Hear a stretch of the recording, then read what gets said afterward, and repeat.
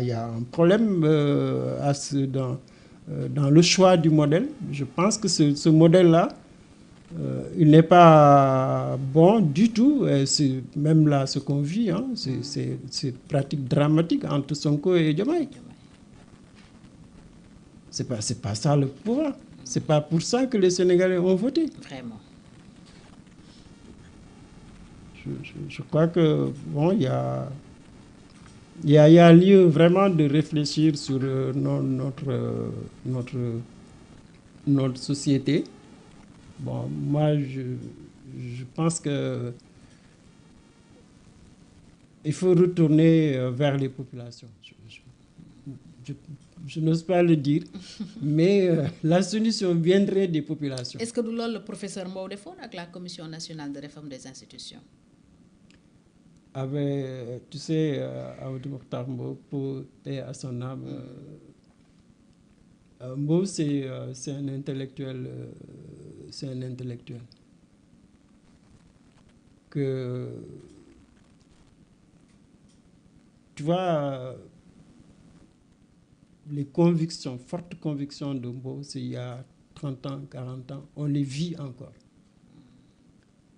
Et Mbow su demee ba nangu nekk président des assises, le message de Mbow est très clair, c'est-à-dire qu'il faut une refondation. Oui. Retourner à la base. Retourner à la base. Parce que lu mu gis yëpp que ce soit les Européens, ils ont inversé.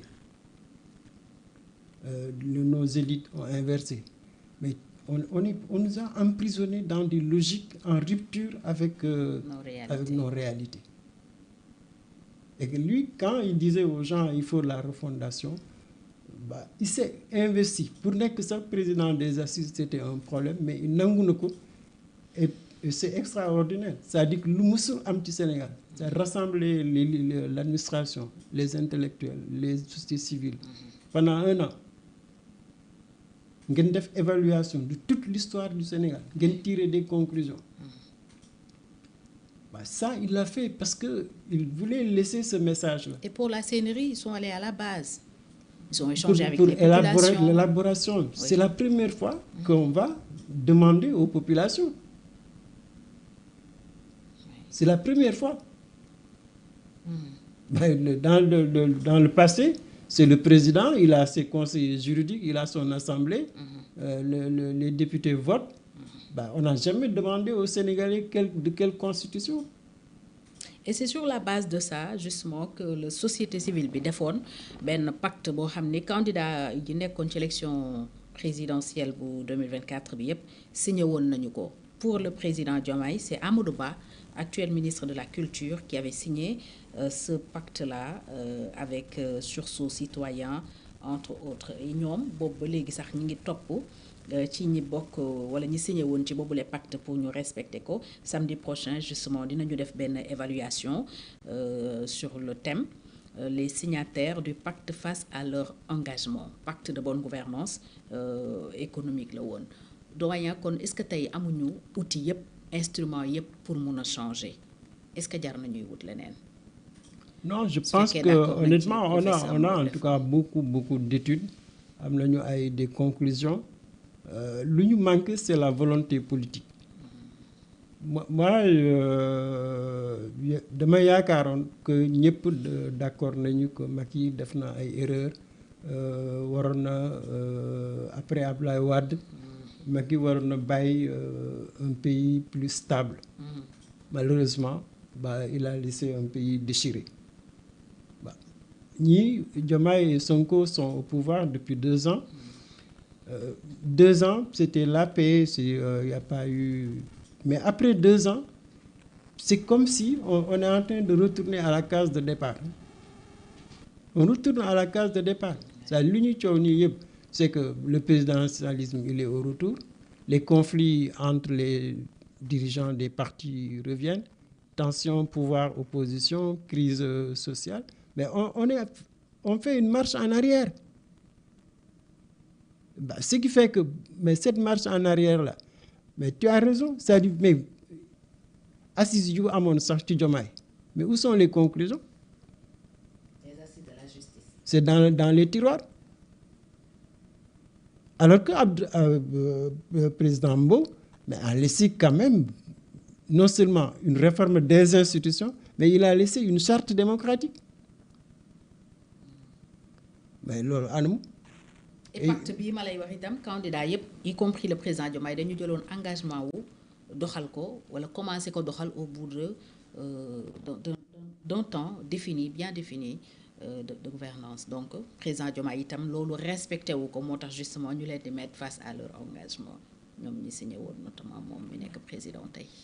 Non, pour moi, en tout cas, pour la majorité, le président et son premier ministre, je ne sais pas, honnêtement, je ne sais pas pourquoi, mais fi ñu waroon commencer la ñu commencé wul.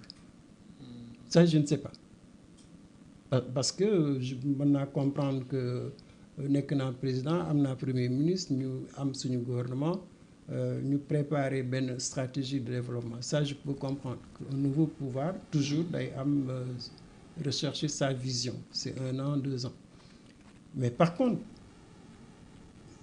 balaa ñu lay fal am na engagement yi nga jël yi nga xam ne des engagements consensuels mooy li ñu doon wax léegi la constitution, le code électoral. Pourquoi 2 ans après tu as les conclusions, tu as tout dans tes valises et tu ne sors aucune initiative significative pour dire que man constitution bi lii laa ci réformer, code électoral lii laay réformer, la vie politique des partis politiques lii laay réformer. Mais alors que ça mën nga ko def sur 5 ans même si tu veux. Et pour ce pacte, si je ne me trompe pas, c'est au bout de 300 jours qu'il devait commencer à mettre en œuvre ces oui, c'est le timing. Oui, le timing est mauvais. Jours. Le timing est mauvais. Que gouvernement dafa war a am quand même des priorités. Et man comme ni ma la ko waxee les gens se trompent beaucoup se trompent beaucoup. Ça gis nga les institutions et la démocratie loolu moo tax nga am nguur. C'est pas le côté social économique. Les Sénégalais ils votent c'est vrai en fonction des situations sociales et économiques mais c'est pas le facteur déterminant. Démocratie moo tax Macky Sall perte. Démocratie moo tax Wade perte. Abdou Diouf pareil. Mais parce que ils n'ont pas réformé le système, que ce soit au niveau des institutions, que ce soit dans la vie politique. Mais ñii c'est pareil. Imagine-toi que 2026 c'est une année préélectorale. Fan la ñu am temps pour parler de réforme. Mais s'ils ne le font pas en 2026 nga dugg ci 2027. Mais en 2027 et 2029 tu n'as qu'une année. Oui, et on ne pense qu'à la présidentielle. C'est ce cycle infernal là. Ça dit que la politique elle est prisonnière du jeu électoral. Alors que c'est l'inverse. Moi je sais pas honnêtement comme je t'ai dit qu'est-ce qui s'est passé dans la tête de Diomaye et de Sonko.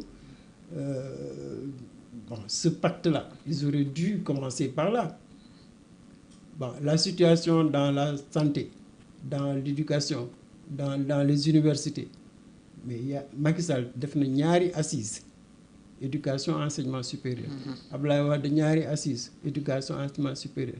Ku nekk ci ñoom bàyyi na fi dara sur la santé publique. Des conclusions. Eux ils viennent, ils recommencent à zéro. C'est ce qui fait que. Et ils n'appliquent pas aussi les conclusions. Non, je pense que c'est la manière de gouverner qui est notre problème. C'est-à-dire moi j'ai du mal en tout cas à accepter que Sénégalais yi se sacrifient ils vont aux élections ñu élire la après tu rends compte qu'à la fin de ton mandat. Mais alors qu'ils auraient pu dès le départ mais convoquer tous les acteurs et dire que ñun voilà on a 5 ans voilà pendant une année 2 ans 3 ans 4 ans mais on a un plan. Defe naa daal loolu c'est le défaut de ce régime comme le défaut des autres comme les autres. Alors, et ce qui fait que maintenant le risque du présidentialisme c'est cet isolement du parti au pouvoir. Le parti au pouvoir, c'est l'adversaire de tout le monde. Oui. Mais ça, Fatou, c'est impossible. Vous êtes 200, 300 partis. Et chaque 5 ans, il y a une coalition majoritaire de l'opposition contre le parti dominant. Oui. Actuellement, c'est le FDR. Même le FDR, c'est pour la démocratie. Mais le jour que tu vas entendre le présidentiel, ça va éclater. Parce qu'ils n'auront pas de leader. Oui. Alors qu'ils auraient dû commencer par là.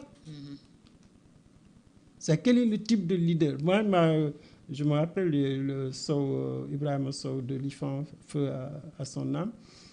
Il disait aux politiques là, avant d'aller aux élections, mais venez, nous, on organise des séminaires pour vous. Pour discuter sur quel est le type de leader. Quels sont les définir les critères. Les critères. Mais les gens ne veulent pas. Parce que chacun veut être devant. Chacun veut être devant. Problème d'ego. Moi, d'ailleurs, opposition bi di ànd toujours. Hein. Bu ñu booloowee ba nga ne noonu la ñu jëm ci présidentielle après ku nekk aw sa yoon. Ça s'est toujours passé comme ça. C'est là notre jeu. C'est un jeu électoraliste. On n'est pas dans la politique. Mais si on était dans la politique, au vrai sens du terme. Au vrai sens, les gens allaient au moins discuter. Par exemple, tu veux être maire. Quel est ton projet de maire? Ñu tànn le meilleur projet. Et ñëpp porter ko. L'Assemblée, c'est pareil. On est dans une commune ou dans un département. Il nous faut un député ou 2 députés. Mais on fait des conclaves. C'est ce système-là qui malheureusement... que nous n'avons pas. Que nous n'avons pas. Chacun prêche pour sa chapelle. Oui, malheureusement, c'est ça. Le pluralisme a donné ça. Au moins, quand il y avait les 4 courants, on savait qu'il y a 4 courants. Mais là, tu as de 300, 400 partis. Tu ne peux pas avoir la qualité du débat. Et je crois que ça aussi, c'est un gros problème qu'il faut revenir, réfléchir sur les projets de société. Parce que moi, je pense que c'est utopique de croire qu'on a 300 partis, chaque parti a son projet de société. Il y a même les partis qui sont les plus grands, les gens ne connaissent pas réellement les programmes.